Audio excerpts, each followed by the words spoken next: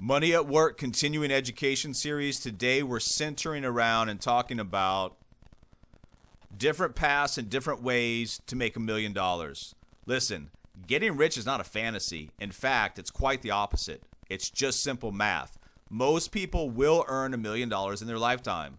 If you're earning, let's say, $75,000 per year, it will take you a little bit over 13 years to run past that $1 million mark in earnings.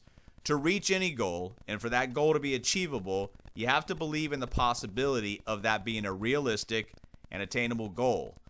Easiest way is by doing the math to see what it's going to take to get you there on any given route. How many different ways can you reach that mark? Then, what do I have to do to make it happen? The math creates the possibilities, and then you have to go out there and create the strategy and then execute that plan. Here are 3 ways outside of investments that you can reach the $1 million mark. First of all, wages and salary. Whether you're getting paid hourly or you're on salary, figuring out your way to $1 million in earnings is very easy. If you were to earn a salary of $50,000 per year, it's going to take you 20 years to reach the $1 million.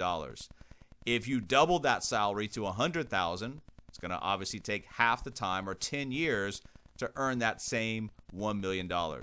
Taking it a step further, if our salary reached $250,000 per year or $250,000 per year, we would bring in that same $1 million after only working 4 years. Well, what about the hourly wage? Well, to earn $1 million in a year on wages, you would need to average earning $114 per hour every hour of the entire year to reach that mark. Next up, product and services. Here what we're trying to do and what we're starting to do is move away from trading our time for money and starting to trade our time for results. But once again, the math remains easy. How many people are going to buy our product or service, and then at what price point? The end result is still the same under all of these scenarios. Just the input differs. 5,000 people buying a $200 product or service will get us to $1 million.